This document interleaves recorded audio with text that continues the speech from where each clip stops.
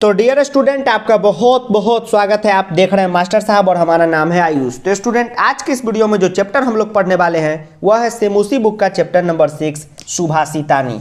तो चैप्टर को एकदम बिल्कुल जीरो लेवल से पढ़ा के आपको समझा देंगे। फिर बोर्ड के एग्जाम में न्यू पैटर्न के अकॉर्डिंग जो इस बार क्वेश्चन पूछने वाला है उस क्वेश्चन का भी प्रैक्टिस इसी वीडियो में करा देंगे। तो ये वीडियो कंप्लीट आप सभी के लिए पैकेज होने वाला है। और जैसा कि आप जानते हैं कि अभी सेमुसी एक्सप्रेस चल रहा है, मतलब सेमुसी का जितना चैप्टर है वह साथ में घटनाक्रम, प्रश्न निर्माण, अन्वय, भावार्थ सब आपको बहुत अच्छे से न्यू पैटर्न के अकॉर्डिंग जीरो लेवल से पढ़ा रहे हैं। तो इस पूरे सीरीज को एकदम फॉलो कीजिएगा और क्लास 10 का ईच एंड एवरी टॉपिक जो आपके बोर्ड एग्जाम में आता है उसको भी एकदम जीरो लेवल से पढ़ा दिए हैं। तो प्लेलिस्ट का लिंक डिस्क्रिप्शन में है, सारा वीडियो शेड्यूल किया हुआ है, जाके उसको देख के अपना सिलेबस कंप्लीट कर लीजिए। और जो भी नए बच्चे आए हैं उनका चैनल पे बहुत बहुत स्वागत है। चैनल को सब्सक्राइब करके बेल नोटिफिकेशन दबा दीजिए और शामिल हो जाइए फूफा जी की क्लास में। तो चलिए स्टूडेंट, करते हैं आज का चैप्टर स्टार्ट, जिसका नाम है सुभाषितानी। देखिए स्टूडेंट, सुभाषितानी चैप्टर को आगे पढ़ने से पहले आपको बताते हैं कि सुभाषितानी पढ़ना क्यों है और क्यों पढ़ना जरूरी है। तो आप कहेंगे कि सर बोर्ड में मार्क्स लाने के लिए तो पढ़ना ही है, तो वो तो एक बात हुई कि बोर्ड में नंबर लाना है तो सुभाषितानी तो पढ़ना ही होगा, क्योंकि बहुत इंपॉर्टेंट चैप्टर है श्लोक वाला में। उसके साथ साथ सुभाषितानी चैप्टर पढ़ा के आपको यह भी सीख दी जाती है कि कैसे ज़िंदगी को जीना है, ठीक है, और ज़िंदगी में आपको कैसे रहना है, किन किन चीज़ों का त्याग करना है, ठीक है। तो सर ये सब तो सिर्फ पढ़ने का है, तो पढ़ने का नहीं है। अगर आज जो श्लोक हम आपको बताएंगे और उसका मीनिंग समझाएंगे, अगर ज़िंदगी में आप उसको उतार दीजिएगा तो आप एक बहुत ही सक्सेसफुल आदमी बन जाइएगा, ठीक है। तो चलिए करते हैं चैप्टर को स्टार्ट। तो चैप्टर को स्टार्ट करने से पहले वही पुराना डायलॉग कि सबसे पहले पढ़ लेते हैं उसका थोड़ा सा शब्दार्थ, ताकि कोई भी हम लोगों को दिक्कत न हो। स्टूडेंट, आलस्यम का मतलब होता है आलस, लेजीनेस। अभी वो इंस्टा पे थोड़ा दिन पहले ट्रेंड चला था ना, लेजी लेड सैया, तो वही वाला आलस। ही का मतलब होता है निश्चय ही। मनुष्य नाम का मतलब होता है मनुष्य को। शरीरस्थ का मतलब होता है शरीर में रहने वाला, यानी कि इनसाइड द बॉडी। रिपु का मतलब होता है शत्रु, इनेमी, दुश्मन। उधम समा का मतलब होता है परिश्रम के समान, इक्वल टू मेहनत। नास्ति का मतलब होता है नहीं है, ठीक है। उसके बाद यम का मतलब यहाँ पे होता है जिसे। अब हम लोग आगे बढ़ते हैं। औसीदिति का मतलब होता है दुखी होता है। बेती का मतलब होता है जानता है। वायसा का मतलब कौआ। कड़ी का मतलब हाथी। निमित्तम का मतलब कारण। और प्रकोपति का मतलब अत्यधिक क्रोध करता है। तो अभी जितना श्लोक पढ़ाएंगे स्टार्टिंग में 2, उसमें इतना ही वर्ड मीनिंग का जरूरी है। अब एक एक श्लोक को अच्छे ढंग से तोड़ तोड़ के आपको समझाते हैं और आप भी समझने की कोशिश कीजिएगा। अगर आपके पास किताब है तो उसको निकाल लीजिए और जो चीज़ आपको लगे कि आप बार बार भूल जाते हैं उसको नोट कर लीजिएगा। श्लोक लिखा हुआ है, आलस्यम ही मनुष्या नाम शरीरस्थो महान रिपु। ध्यान से समझिएगा। कह रहा है स्टूडेंट कि आलस्यम ही मनुष्या नाम शरीरस्थो महान रिपु। अब आलस्यम का मतलब अभी आपको हम क्या बताएं। आलस्यम का मतलब हो गया आलस, ही का मतलब ही, मनुष्य नाम का मतलब आदमी, शरीरस्थों का मतलब शरीर के अंदर, महान का मतलब ग्रेट, तो यहाँ पे ग्रेट नहीं होगा, महान का मतलब बड़ा, और रिपु का मतलब हुआ शत्रु। यानी आलस जो है वो क्या है, तो मनुष्य के अंदर रहने वाला सबसे बड़ा क्या है, शत्रु है। ये पहला लाइन का मतलब ये हो गया कि आलस जो है वह मनुष्य के अंदर रहने वाला सबसे बड़ा शत्रु है। समझ गए बात को। अब ये एक्चुअली में भी है स्टूडेंट। आपको लगता होगा कि हमारा शत्रु कौन है, तो बगल वाले मोहल्ले के अंकल जी हैं, क्लास में वो लड़का है जो मेरी बाबू सोना को छीनने की कोशिश कर रहा है, वो मेरा शत्रु है। नहीं, एक्चुअली में जो आपका सबसे बड़ा इनेमी है, दुश्मन है, वह आपका आलस ही है। अब आपके मन में होगा सर ऐसा कैसे प्रूफ करिए, तो प्रूफ कर देते हैं। देखिए, दुश्मन का काम क्या होता है कि आप एकदम नीचे धंसते चले जाएं, मतलब आपका कोई भी विकास वगैरह ना हो, आप अनसक्सेसफुल रहे। दुश्मन यही नहीं चाहता है कि जैसे भारत का दुश्मन है पाकिस्तान, तो पाकिस्तान क्या चाहता है कि भारत हमेशा गरीब रहे, आगे ना बढ़े। तो आपका भी दुश्मन यही ना चाहता होगा कि आप आगे ना बढ़े, हमेशा मतलब कि एकदम कमज़ोर रहें। Yes sir. तो अगर आप आज से अगर आलस नहीं छोड़ते हैं तो आप यही तो रहेंगे। अगर आलस कर रहे हैं, मान लीजिए कि आप अभी स्टूडेंट हैं, स्टूडेंटे ना है जी सर, आप आलस कर रहे हैं, नहीं पढ़ रहे हैं, तो आप अनसक्सेसफुल होंगे कि नहीं होंगे? तो आपका दुश्मन सबसे बड़ा कौन निकला? आलस निकला। तो एक बात जिंदगी में अपना के रखिए कि आलस ही आपका सबसे बड़ा शत्रु है। ठीक है, अगर आप आलस करते हैं तो वही आपका दुश्मन है, इसलिए आलस को जितना जल्दी हो सके त्याग दीजिए। अब अगले लाइन में कभी कहते हैं कि नास्त्यु उधम समो बंधु कृतवा यम नवसीदिति।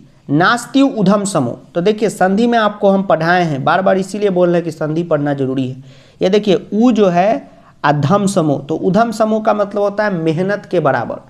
तो अगले लाइन में कभी कहते हैं कि नास्त्यु उधम समो बंधु, यानी कि मेहनत के बराबर कोई भी बंधु नहीं है, मतलब कोई भी मित्र नहीं है। तो आपका सबसे बड़ा दुश्मन कौन है? आलस है। और सबसे बड़ा मित्र कौन है? तो आपका मेहनत है। तो मेहनत आपका सबसे बड़ा मित्र है, आलस भूतनी के सबसे बड़ा दुश्मन है। और कृतवा यम नावसीदिति, और जो भी व्यक्ति मेहनत करता है, परिश्रम करता है, वह जिंदगी में कभी दुखी नहीं रहता है, कभी दुखी नहीं रहता है। तो पहले श्लोक का ये मतलब हुआ कि आलस जो है हमारा सबसे बड़ा दुश्मन है। और उधम समो, ठीक है, नास्ति का मतलब हो गया यहाँ पे न, तो उधम समो यानी कि परिश्रम के समान हमारा कोई भी मित्र नहीं है। यानी मित्र हमारा सबसे बड़ा कौन है? तो उधम समो मतलब कि हमारा सबसे बड़ा दोस्त मेहनत है, परिश्रम है। ठीक, तो ये श्लोक पे जोर दे के पढ़ा रहे हैं, तो इसका ये मतलब नहीं है कि बोर्ड में नंबर आए इसलिए पढ़ा रहे हैं। अगर सही में ये श्लोक आप अपने ज़िंदगी में उतार लीजिएगा, आज से मेहनत करना स्टार्ट कर दीजिएगा, तो 95 का आप सोच रहे, अरे 98% आपका आ जाएगा। जब कब आएगा? जब आप परिश्रम करेंगे। आलस कीजिएगा तो 20% आएगा, परिश्रम कीजिएगा तो 98% आएगा। तो आप खुद सोच लीजिए कि आपका दुश्मन कौन और मित्र कौन। ठीक है, अब चलिए हम लोग अगले श्लोक में बढ़ते हैं। अगला श्लोक कहता है स्टूडेंट, अगला श्लोक कहता है कि गुणी गुणम बेति न बेति निर्गुणो बलि बलम बेति न बेति निर्बल पीको बसंतस्य गुणम नवायस कड़ी च सिंहस्य बलम न मुस्क।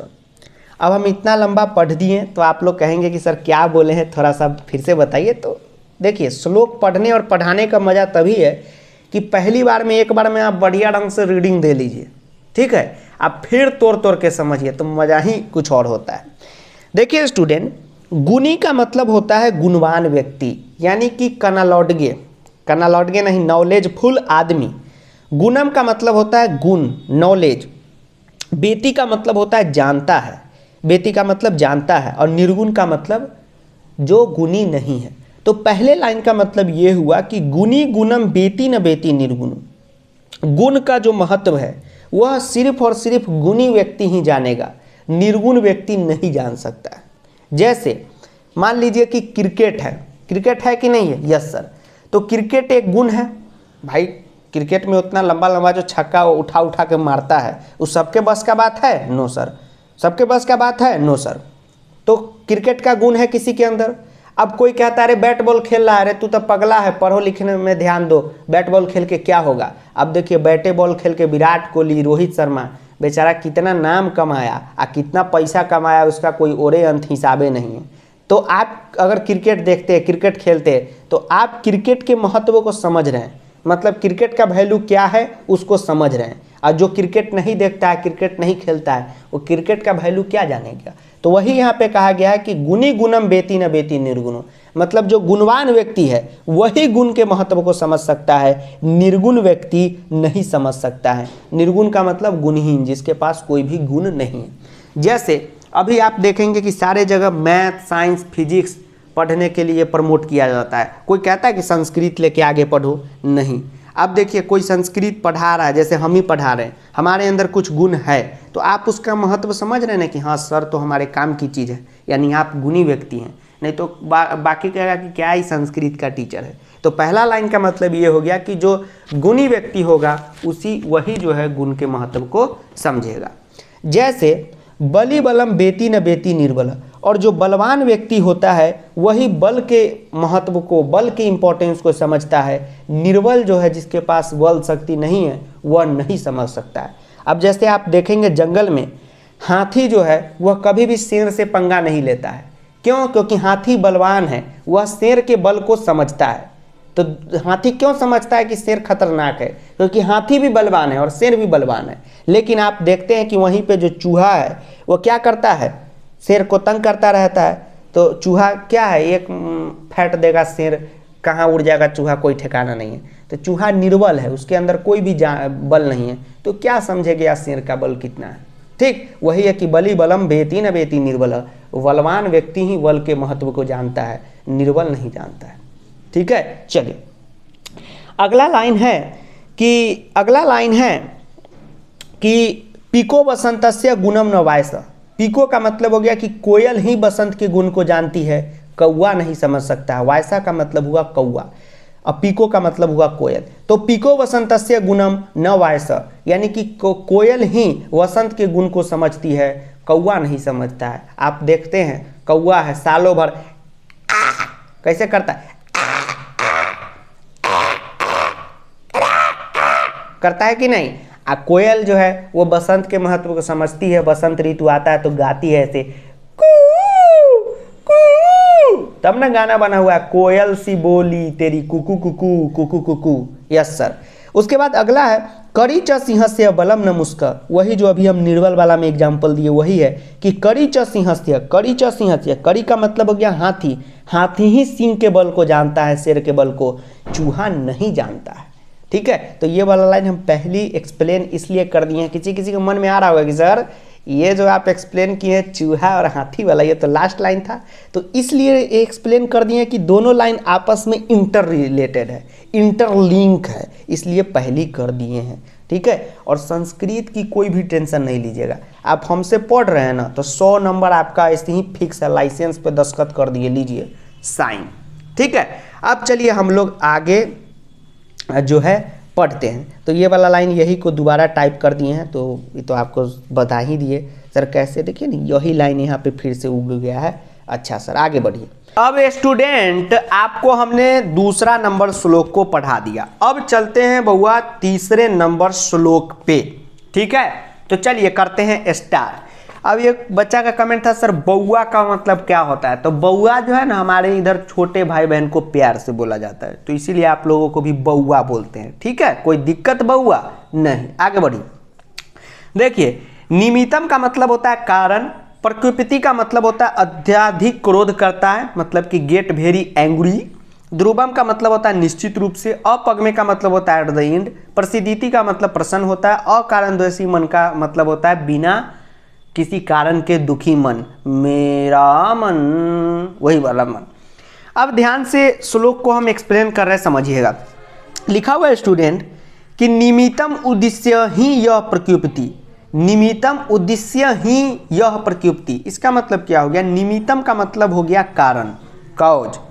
उद्देश्य का मतलब हो जाता है स्टूडेंट उद्देश्य से करके, यानी टारगेट करके। अब आप कहेंगे सर जी यहाँ तो उद्देश्य नहीं, उद्देश्य नहीं लिखा हुआ, आप कैसे पढ़ेंगे? ये लिखा हुआ बुआ देखिए यार, नीचे ये मुँह, तो इस संधि हुआ है, संधि में पढ़ा है, इसमें ऊ है, बीच में आपको पढ़ाए थे ना, इसे छोटी ऊ नहीं लगता है। अगर छोटी ऊ हो तो उसके जगह ऐसे घुमाया जाता है, अगर बड़ी ऊ हो दीर्घ ऊ तो ऐसे घुमाया जाता है। यस सर, तो वही ऊ है, तो ऊ छुपा हुआ है ऐसे घूम के, तो जब तोड़ के पढ़ेंगे तो पूरा ऊ को पढ़ेंगे। अच्छा सर ये बात है, तो इसमें कन्फ्यूज मत होइए, शांति से समझिए।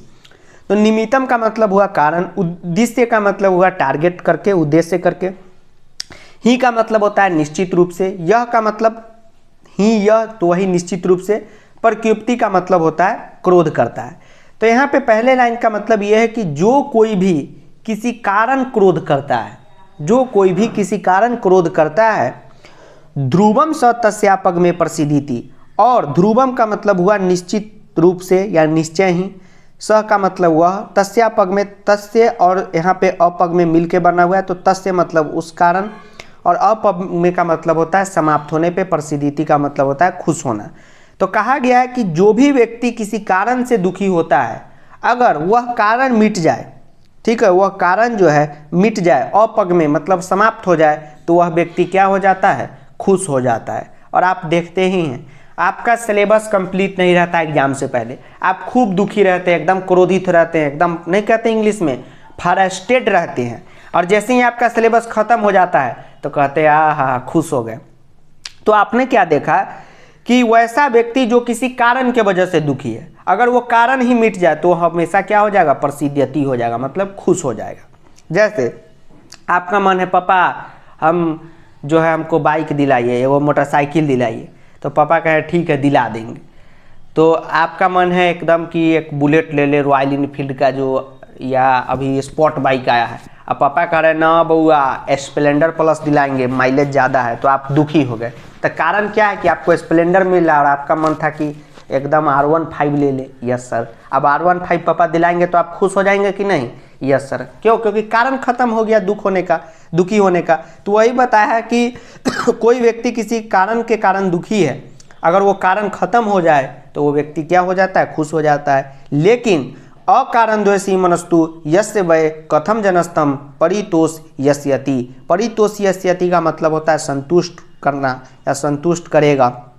कह रहा है कि अकारण द्वेषी मतलब कि जो भी मन बिना किसी कारण के दुखी है वह कभी भी क्या हो सकता है, संतुष्ट नहीं करेगा और वह मन कभी भी खुश नहीं रह सकता है। तो ये पूरे श्लोक का मतलब यही हुआ पहले 2 लाइन में कि जो भी व्यक्ति कोई कारण से दुखी है तो कारण खत्म, आदमी खुश। लेकिन जो व्यक्ति बिना किसी कारण के ऐसा भर दिन ऐसा दुखी है पड़ल है, क्या है तो डिप्रेशन है, प्रॉब्लम क्या है, कुछ नहीं, ऐसी सोच रहे हैं, तो वो व्यक्ति कभी भी खुश नहीं रह सकता है। अब मान लीजिए कोई कारण नहीं है, आप मुंह लटका के बैठे हुए हैं, तो इसका क्या इलाज, वही इस श्लोक में लिखा गया है। कोई दिक्कत? No sir. आगे बढ़िए। आगे है चौथा श्लोक। चौथा श्लोक का पहले शब्दार्थ आपको थोड़ा सा बता देते हैं। देखिए शब्दार्थ क्या है। महताम का मतलब होता है महात्मानम। नहीं, ये तो आपको हम, ये तो संपत्तियों विपत्तियों का है। चलिए इसका शायद हम शब्दार्थ नहीं लिखें, बोल देंगे, आप लोग लिख लीजिएगा और जब PDF देंगे टेलीग्राम पे उसमें लिख के दे देंगे। so, यहाँ पे चौथा नंबर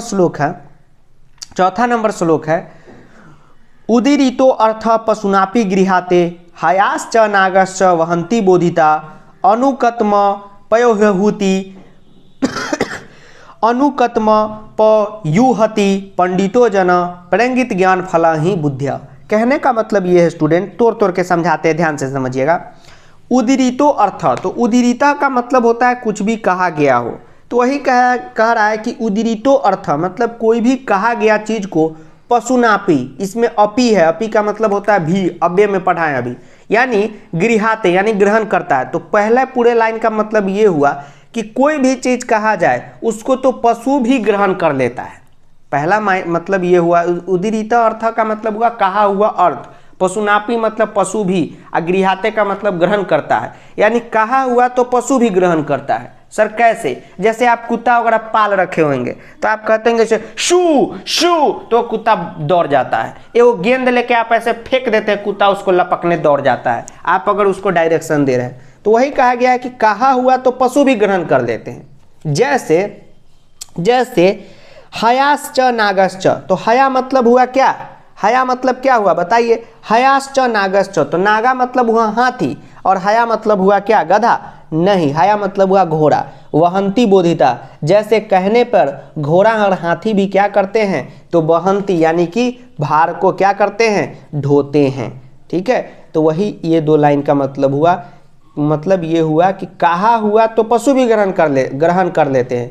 मतलब किसी भी चीज को अगर आप कोई भी जानवर को कोई इंस्ट्रक्शन देते हैं तो वो फॉलो कर लेगा। जैसे हाथी घोड़ा कहने पर क्या करता है, भार ढोने लगता है। आप देखते हैं हाथी घोड़ा पे सामान लाद के ले जाया जाता है। सर अब नहीं ले जाया जाता है, पहले के ज़माने में ले जाया जाता था। ठीक है उसके बाद आगे जो है वो है कि अनुकत्म पयुहति, इसको तोड़ के पढ़िएगा। अभी लगातार हम 2 बार क्या किए, एक के साथ पढ़ने का कोशिश हो गया तो उसमें गड़बड़ हो गया है।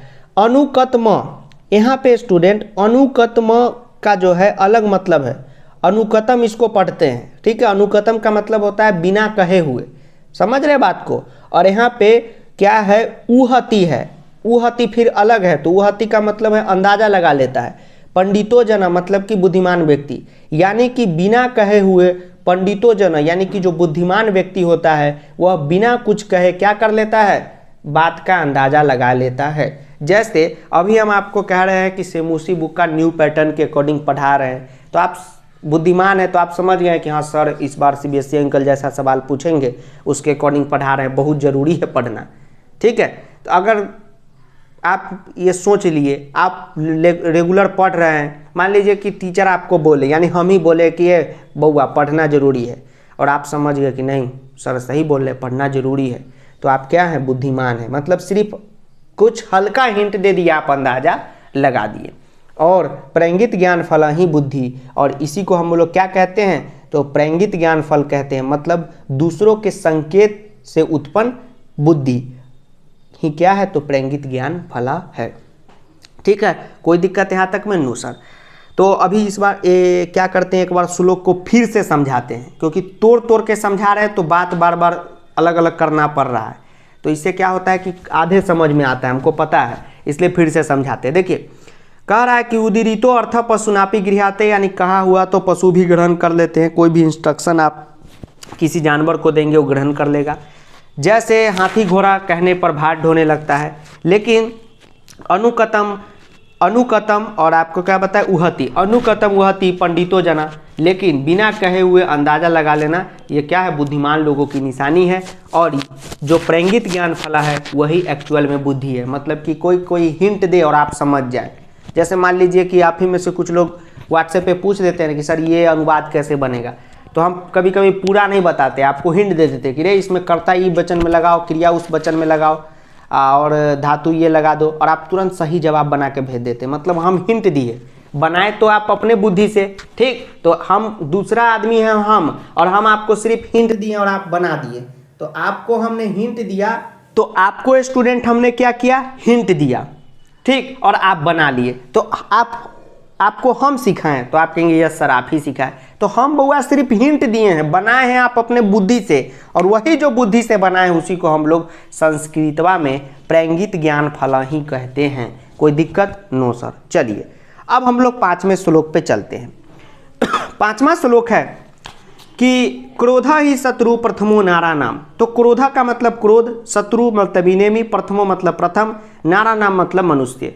तो इस श्लोक का मतलब ये हो गया कि क्रोध जो है यानी कि जो गुस्सा है वह आपके शरीर का क्या है, तो आपके शरीर में रहने वाला प्रथम शत्रु है। तो आपके अंदर जितना भी दुश्मन है आपके अंदर, क्योंकि इंसान के अंदर ही खुद का उसका दुश्मन होता है, तो उस दुश्मन में क्रोध आपका सबसे बड़ा दुश्मन है। आप देखते होंगे कि कितना बार आप ऐसी क्रोध कर देते हैं, बाद में आपको पछताना पड़ता है। तो आप आज से क्रोध त्यागिएगा, ठीक है, यही सुभाषितानी सिखाना चाहता है।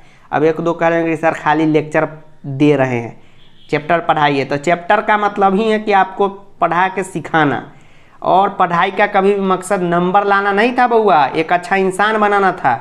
जो आज का तो मकसदे बदल गया है। आज चेला सब भी वैसा नहीं हो गया है, गुरु भी होने हो गया है, गुरु गुड़ तो चेला चीनी। चलिए आगे बढ़िए। तो कह रहा है कि क्रोध जो है वो क्या है, प्रथम नारा नाम, यानी कि क्रोध आपके अंदर का रहने वाला प्रथम शत्रु है।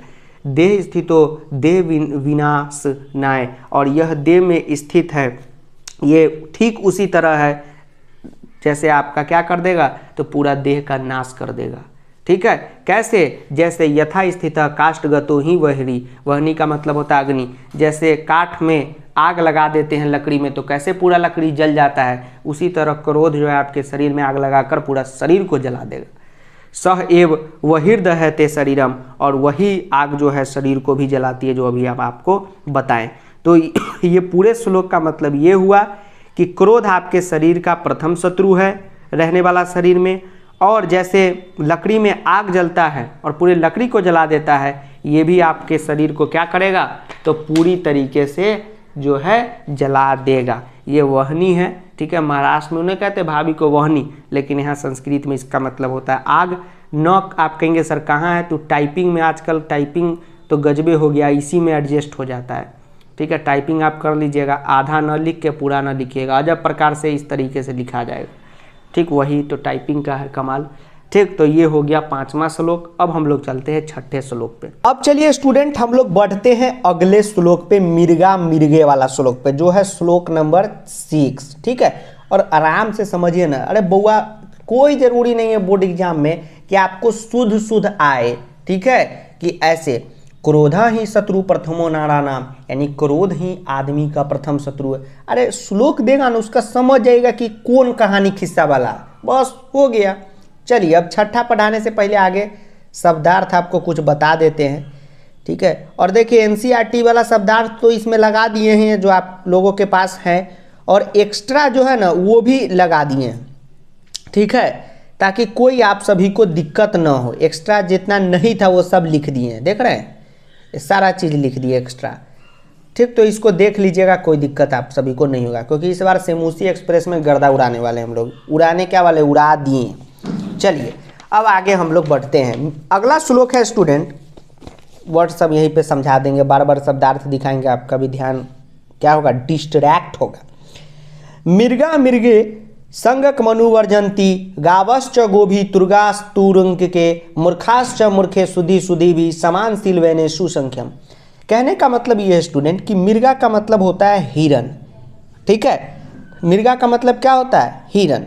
तो कह रहा है कि मृगा मृगे संगक संगकम अनुवर्जंती, देखिए यहाँ पे अनु म में ही असंधि हुआ है, ठीक है, इसलिए संधि आप लोग को पहले पढ़ा है। अनुवर्जंती, अनुवर्जंती का मतलब होता है पीछे पीछे चलता है। कहने का मतलब है कि हिरन हिरन के पीछे चलता है। इस लाइन का मतलब ये हुआ कि हिरन हिरन के पीछे चलता है, ठीक है। मृगा का मतलब हिरन, मृगे और संग का संगमन, ठीक है, संगमन, ठीक है, संगम, ठीक, इसका मतलब हुआ साथ, ठीक, यानी हिरन हिरन के साथ क्या चलता है, अनुवर्जंती, यानी हिरन हिरन के साथ पीछे चलता है। गावश्च गोभी, और गावश्च गोभी, तो गावश्च का मतलब ये हुआ, गाव का मतलब हुआ गाय, और गोभी का मतलब हुआ गायों के साथ, तो गाय गायों के साथ चलता है। तुर्गा, तुर्गा का मतलब हुआ घोड़ा, ठीक है, तो घोड़ा किसके साथ चलता है, तो तुर्गय के साथ, तुर्गय का मतलब हुआ घोड़े के साथ, तो घोड़ा घोड़े के साथ। मूर्खाश्च मूर्खे, तो मूर्खा यानी मूर्ख मूर्ख के साथ। सुधि सुधि भी यानी विद्वान विद्वान के साथ। समान सिलवेने सुसंख्यम, और मित्रता एक समान वालों से ही होती है। तो यह तो इसका था एकदम ओरिजिनल मतलब, जो था समझा दिए। अब अपना देसी लैंग्वेज में समझिए। कह रहा है कि मृगा मृगे संगक मना अनुवर्जंती, यानी कि हिरन हिरन के साथ चलता है, गाय गाय के साथ चलता है, घोड़े घोड़े के साथ चलता है, मूर्ख मूर्ख के साथ, और विद्वान विद्वान के साथ। दोस्ती हमेशा एक समान जैसे वाले से ही होती है। कहने का मतलब ये है कि अगर हिरन है तो उसका भी दोस्त कौन रहेगा, हिरने रहेगा, हाथी नहीं रहेगा। गाय है तो उसका भी दोस्त गाय होगा। मूर्ख है तो उसका दोस्त कभी विद्वान नहीं होगा, मूर्ख ही होगा। अगर कोई विद्वान है तो उसका दोस्त कभी भी मूर्ख नहीं होगा, वो भी विद्वान होगा।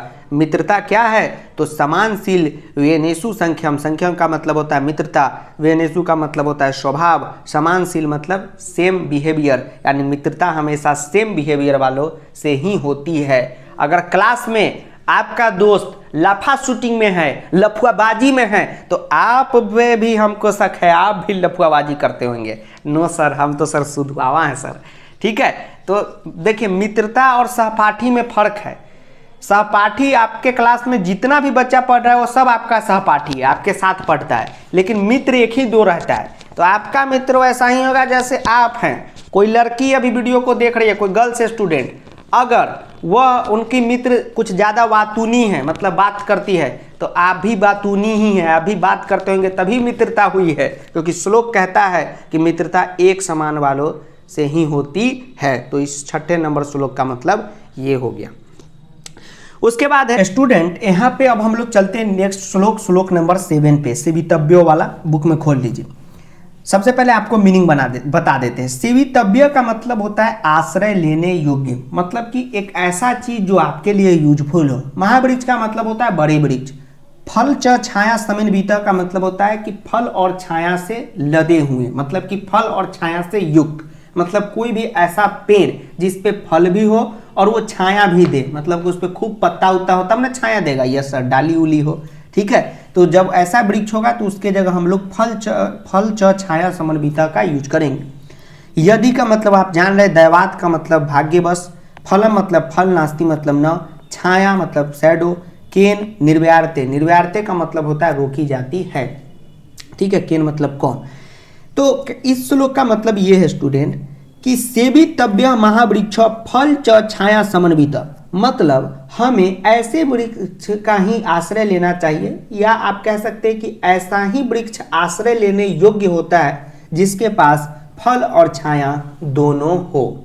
मतलब ऐसा ही वृक्ष आश्रय लेने योग्य होता है जिसके पास फल और छाया दोनों हो। कहने का मतलब ये है, इसको थोड़ा सा सिंपल लैंग्वेज में समझाते हैं।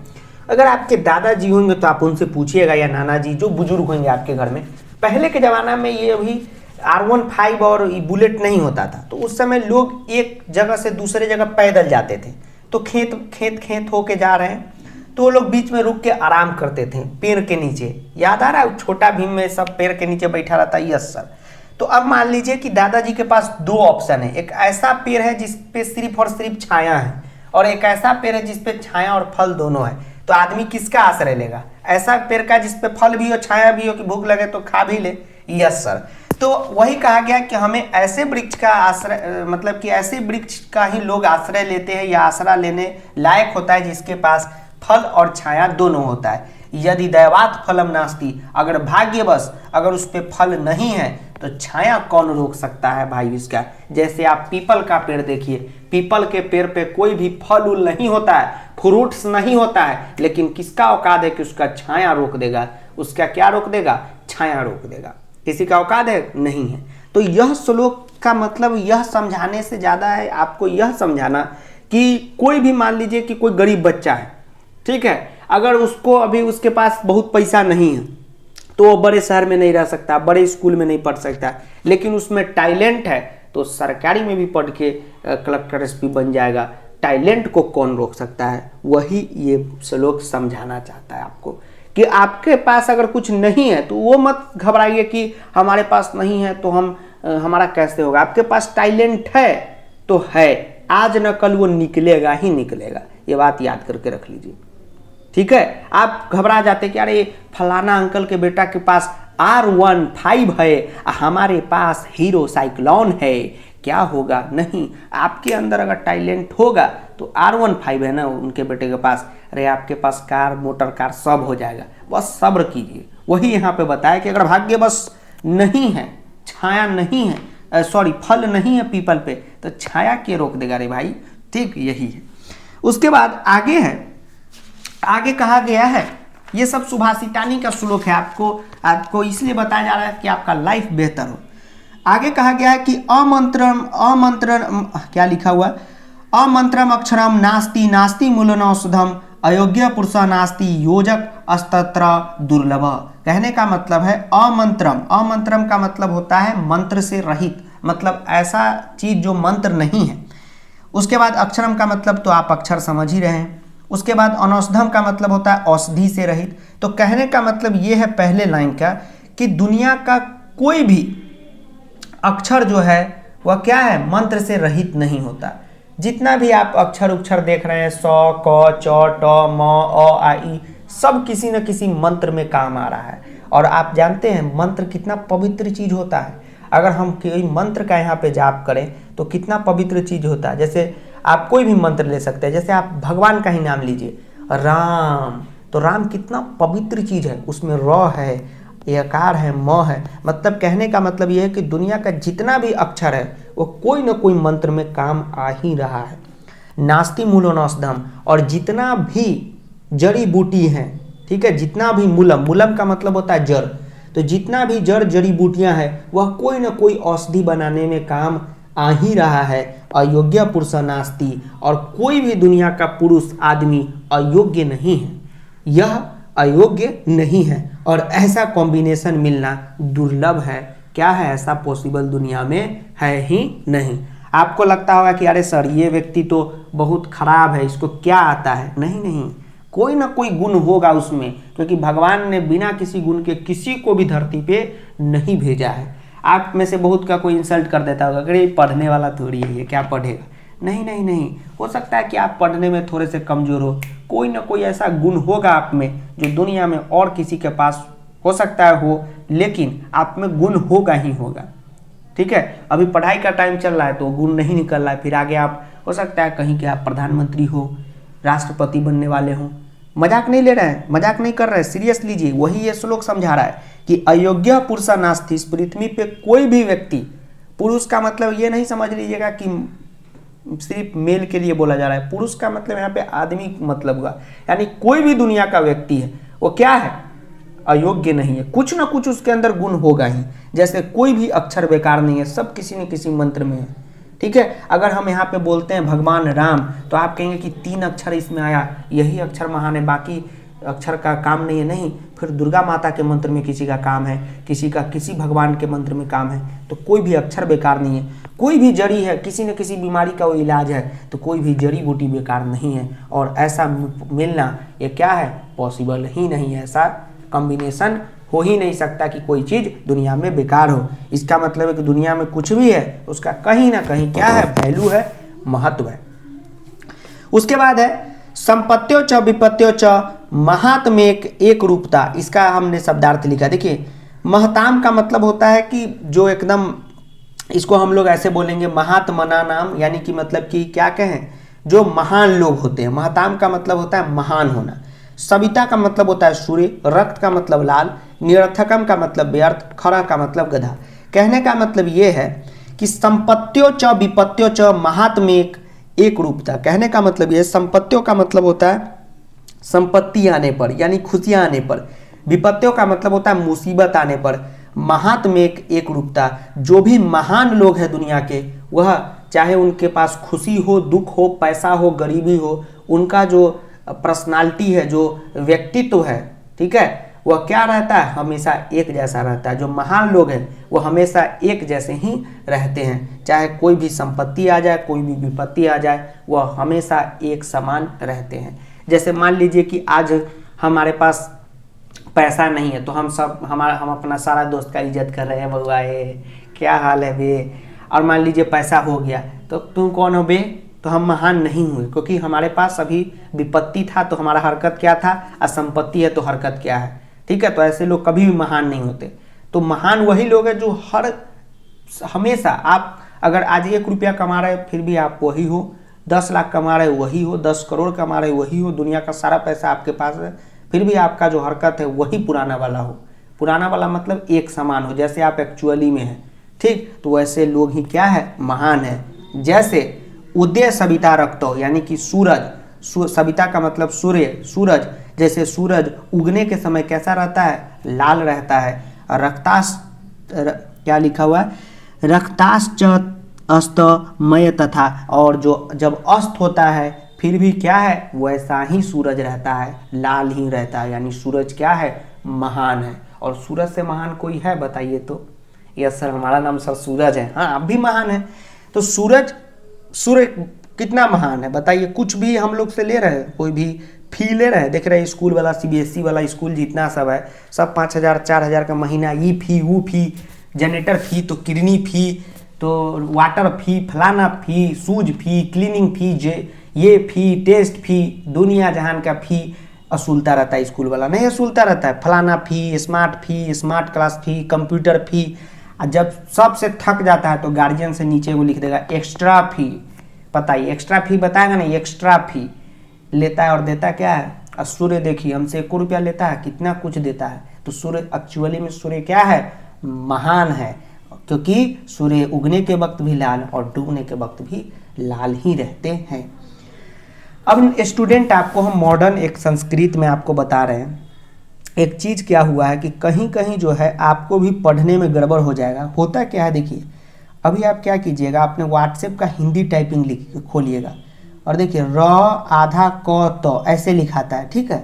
लेकिन जैसे ही आप र लिखिए, आधा क लिखिए और त लिखिएगा ना, तो इस टाइप का बन जाएगा अजबे प्रकार से, देख रहे इसी में च घुसा दिया। आप आधा न फिर बड़ा न लिखे तो अजब प्रकार का ऐसा बन जाता है। तो ये सब का भी एक वीडियो बनाएंगे, इससे संधि में दिक्कत हो रहा है आपको, ठीक। तो उसका चिंता आप लोग नहीं कीजिएगा। उसके बाद यहाँ पे अंतिम श्लोक है, जो समझिए यही अक्षर वाला श्लोक का यहाँ कापी है कि विचित्रे खलु संसारे नास्ति किंचित निरर्थकम। इसका मतलब ये हुआ, विचित्रे मतलब अनोखा, खलु मतलब निश्चय ही, संसार मतलब पृथ्वी, नास्ति मतलब नहीं, किंचित मतलब कुछ, और निरर्थकम मतलब बेकार। कहने का मतलब ये है कि विचित्र खलु संसार में, मतलब कुछ ये जो संसार जो बड़ा विचित्र है, इसमें कुछ भी बेकार नहीं है, सबका कहीं ना कहीं कोई काम है। और आप देखिए ना, क्या आपको ये संसार विचित्र नहीं लगता है? थोड़ा जरा सोचिएगा कि हम यहाँ सीतामढ़ी में पढ़ा रहे हैं, आप मुजफ्फरपुर, समस्तीपुर, हाजीपुर, छपरा, दिल्ली, कलकत्ता, कर्नाटका, पटना, दरभंगा, कहाँ कहाँ से, सहरसा, कहाँ, मतलब एक सीतामढ़ी में बैठ के पूरा देश को पढ़ा रहे हैं। तो आपको नहीं लगता है कि सिस्टम थोड़ा सा विचित्र है? ऐसा पॉसिबल कोई सोच सकता था 20 साल पहले? तो इस संसार को आप विचित्र न कहेंगे, अनोखे न कहेंगे, यूनिक न कहेंगे? Yes sir. तो कह रहा है कि इस यूनिक संसार में कुछ भी चीज बेकार नहीं है। ठीक है।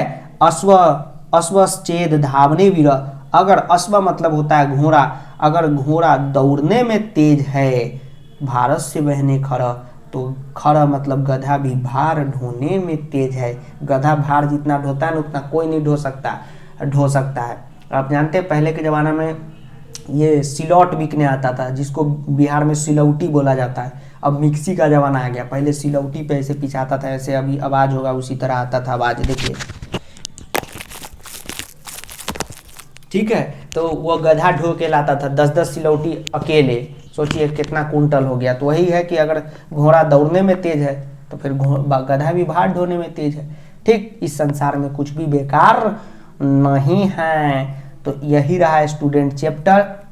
अब हम लोग करते हैं बोर्ड पैटर्न का क्वेश्चन आंसर। सारा शब्दार्थ यहाँ पे लिख दिए पीडीएफ में, आपको टेलीग्राम पे दे देंगे।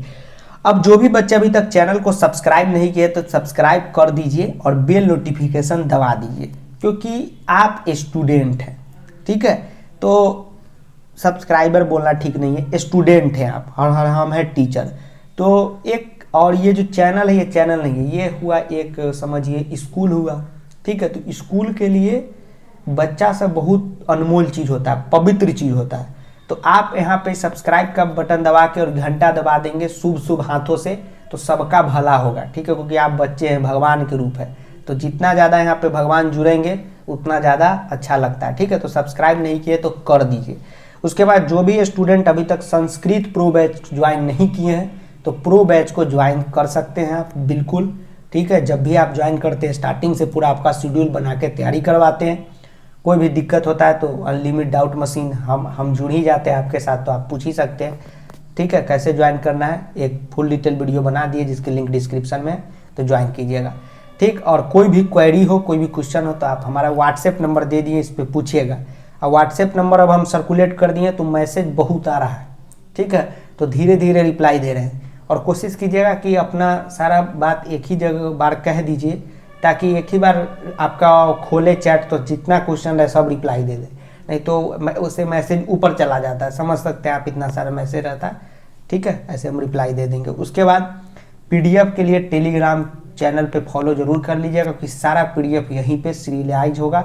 हो सकता है आप बाद में इस वीडियो को देख रहे हो तो खोज लीजिएगा, फाइल सेक्शन में आपको मिल जाएगा। और इंस्टाग्राम पे भी फॉलो कर दीजिएगा, जो भी दिक्कत हो वहाँ मैसेज कर दीजिएगा।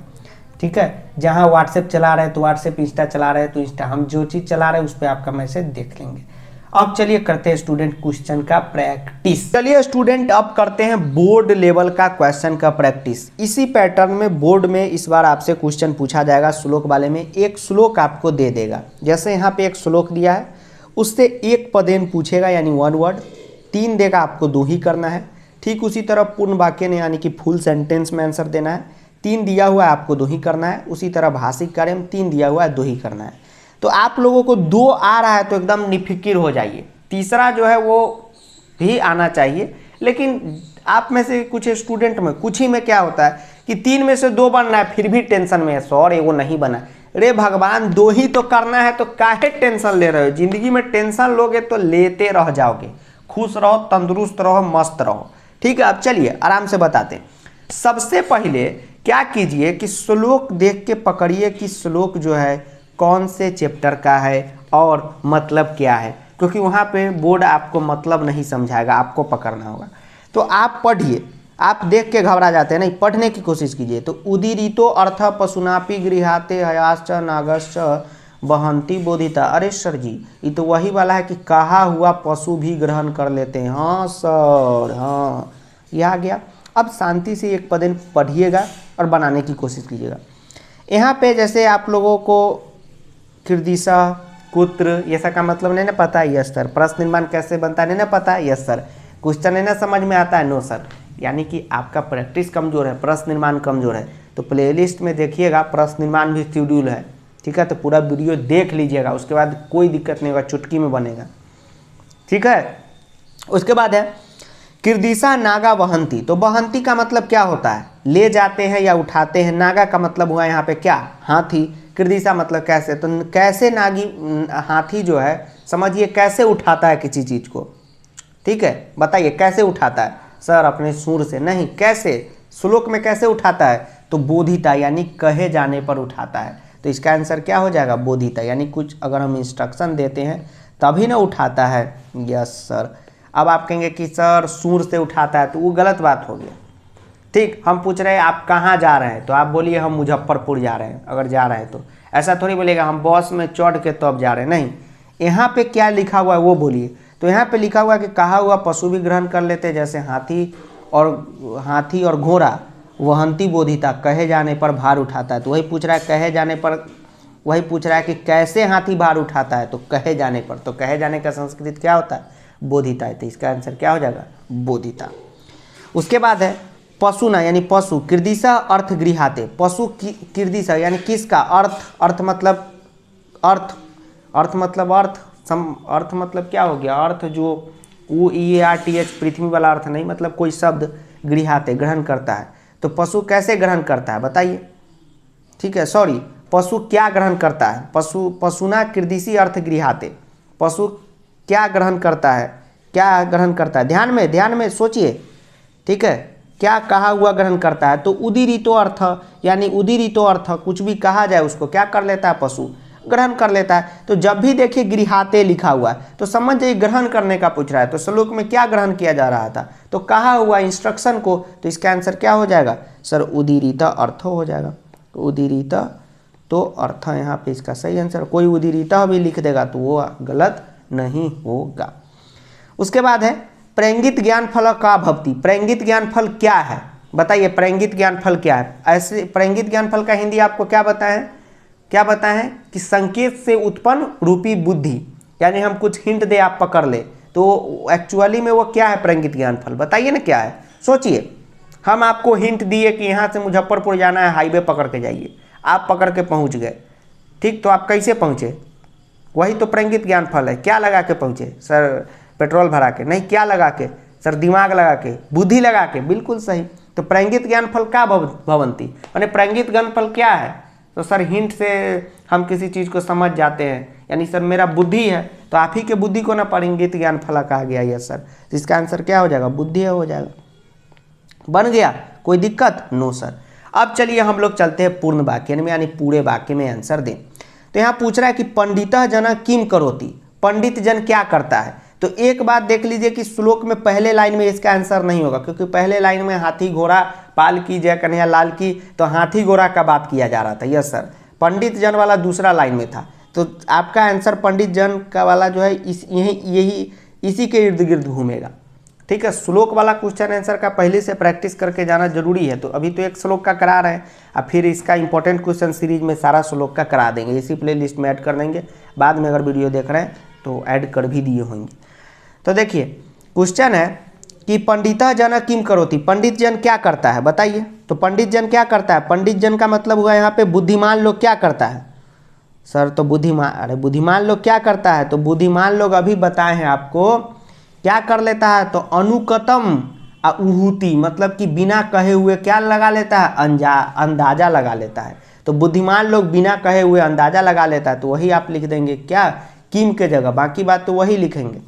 और अभी क्वेश्चन आंसर आपको लिखना कोई भारी बात नहीं है, अभी शिशुलालम में जन्नी तुलवत्सला में भी सिखा है। तो पंडिता जना लिखेंगे। अब बस किम के से क्वेश्चन पूछ रहा है, तो किम से आंसर दीजिए। तो किम में क्या आप लिखेंगे कि वही पंडिता जना जो है बिना कहे हुए अंदाजा लगा लेता है। तो बिना कहे हुए क्या होता है? अनुकत मपी, और यहाँ पे अंदाजा लगा लेने का होता है उहति, तो वो लिख दिए। यहाँ पे कोई दिक्कत है? नो सर, हो गया, यही आंसर है। उसके बाद है मत्य कृदिश्य भक्ति। मत्य कृदिश्य भक्ति बताइए इसका क्या होगा? बताइए मत्य कैसा है? ठीक, तो प्रैंगित ज्ञान फला है। तो इसका सिंपल आंसर होगा कृदिशी के जगह प्रंगित ज्ञानफल, तो उसके जगह प्रंगित ज्ञानफल डाल दीजिए, बाकी बात वही जो आगे पीछे उसको लिख दीजिए, आपका सही है। उसके बाद एक के बोधिता भारम वहंती। के मतलब कौन कौन बोधिता कहे जाने पर भार को ढोता है। वहंती का मतलब ढोता है, भार का मतलब भार समान, और बोधिता का मतलब हुआ बताए गए, के का मतलब कौन, तो कौन कहे जाने पर भार को ढोता है, तो कौन ढोता है, अभी पढ़े हैं हया और नागा ढोता है, तो हम लोग लिख देंगे हया और नागा, यानी हाथी और घोड़ा। तो आपको पता है कि संस्कृत में और बीच में नहीं लगता है, उसका लास्ट में लगता है जब फाइनल हो जाता है। जैसे हिंदी में लिखते हैं ना, जैसे आप राम और श्याम, यस राम और श्याम लिखते हैं ना, जी सर। तो संस्कृत में हया और नागा लिखना है, तो हया नागा और तब च, ठीक, तो यही, और उसके बाद बाकी बात वही लगा दीजिएगा। बस के से क्वेश्चन है तो के आंसर दीजिए कि कौन कौन ढोता है, तो हाथी और घोड़ा ढोता है। अब बाद में क्या ढोता है, तो वही भारम वहंती, तो वही चीज लगा दीजिए ना, बोधिता भारम वहंती, सारा आंसर तो क्वेश्चन में ही रहता है। हो गया, दो बनाना है, दो तो आसानी से आप समझ गए, चलिए ठीक है।